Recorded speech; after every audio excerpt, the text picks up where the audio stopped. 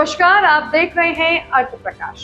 मुख्यमंत्री नायब सिंह सैनी ने कहा कि केंद्र सरकार सार्वजनिक परीक्षाओं में पेपर लीक और नकल जैसे अपराधों पर कठोर कानूनी व्यवस्था लाने जा रही है। यह करोड़ों युवाओं की मेहनत और उनके भविष्य की रक्षा की दिशा में एक बड़ा कदम होगा। सीएम ने कहा कि प्रधानमंत्री नरेंद्र मोदी भविष्य को ध्यान में रखकर निर्णय लेते हैं और युवाओं के हितों को सर्वोच्च प्राथमिकता देते हैं।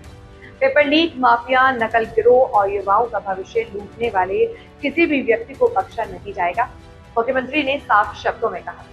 उन्होंने बताया कि हरियाणा में पहले ही बिना खर्ची के संकल्प को धरातल पर उतारकर पारदर्शी और मेरिट आधारित भर्ती व्यवस्था स्थापित की जा चुकी है। सीएम सैनी ने कहा कि पेपर लीक हर सरकार में होते रहे हैं। 1986 में भी पेपर लीक पर चर्चा हुई, लेकिन कानून नहीं बन सका। प्रधानमंत्री नरेंद्र मोदी के नेतृत्व में 2024 में इस पर कानून बना, जिसे और भी सख्त किया जा रहा है। उन्होंने कहा कि युवाओं की मेहनत के साथ खिलवाड़ करने वालों के खिलाफ हर आवश्यक कदम उठाया जाएगा।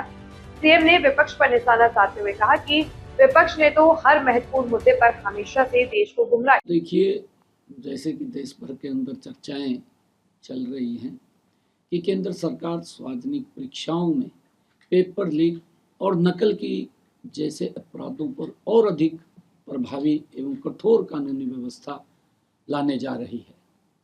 यह करोड़ों युवाओं की मेहनत और उनके भविष्य की रक्षा की दिशा में एक बड़ा कदम है। देश के यशस्वी प्रधानमंत्री श्री नरेंद्र मोदी जी का हमेशा से स्पष्ट मत रहा है कि युवाओं की मेहनत और उनके सपनों के साथ खिलवाड़ करने वालों के लिए नए भारत में कोई जगह नहीं है। प्रधानमंत्री जी उनके भविष्य को ध्यान में रखकर निर्णय लेते हैं और युवाओं के हितों को सर्वोच्च प्राथमिकता देने का काम आदरणीय प्रधानमंत्री जी करते हैं। मुझे पूरा विश्वास है उनके नेतृत्व में पेपर लीक माफिया और नकल गिरोह युवाओं का भविष्य लूटने वाले किसी भी व्यक्ति को बख्शा नहीं जाएगा। जो भी युवा की मेहनत पर डाका डालने की कोशिश करेगा उसके खिलाफ पूरी कठोरता से कार्रवाई की जाएगी। पेपर लीक की घटनाएं पहले की सरकारों में भी होती रही है, परंतु किसी ने भी पेपर लीक के विरुद्ध कोई कानून नहीं बनाया। कांग्रेस के समय में, क्योंकि राजीव गांधी की सरकार के समय 1986 में इस विषय पर केवल चर्चा हुई, लेकिन कानून तब भी नहीं बना। सरकार ने इसे नहीं बनाया। 2024 में देश के यशस्वी प्रधानमंत्री आदरणीय नरेंद्र मोदी जी के नेतृत्व में इस विषय पर कानून बनाया, जिसको अब और भी मजबूत बनाया जा रहा है। हरियाणा में भी हमारी सरकार ने पहले ही बिना पर्ची बिना खर्ची के संकल्प को धरातल पर उतारा, पारदर्शी और मेरिट आधारित भर्ती व्यवस्था स्थापित की है।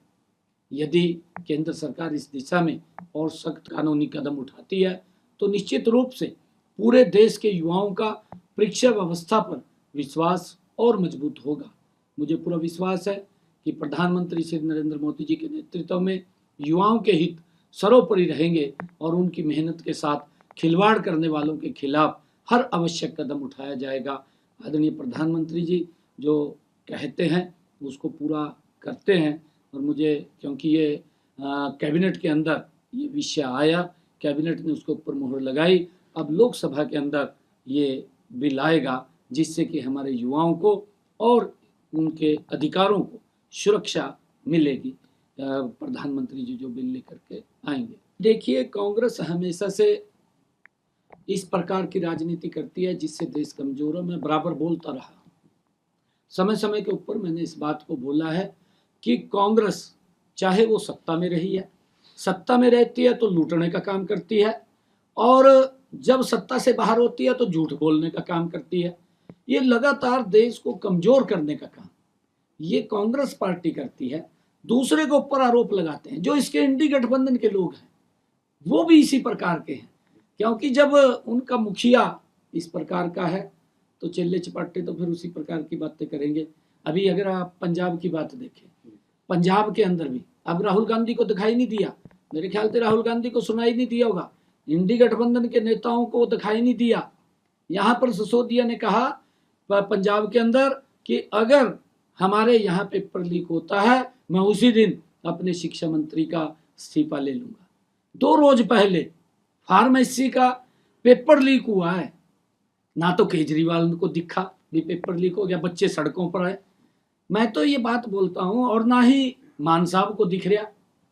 ये एक कहावत है हमारे यहाँ कि हाथी के दांत खाने के और दिखाने के और। ये स्थिति ये कांग्रेस और इंडी गठबंधन के लोगों की है। ये दूसरे के ऊपर उंगली उठाते हैं परंतु अपने आप भ्रष्टाचार में लिप्त रहते हैं। ये देश इनको माफ नहीं करेगा, देश देख रहा है।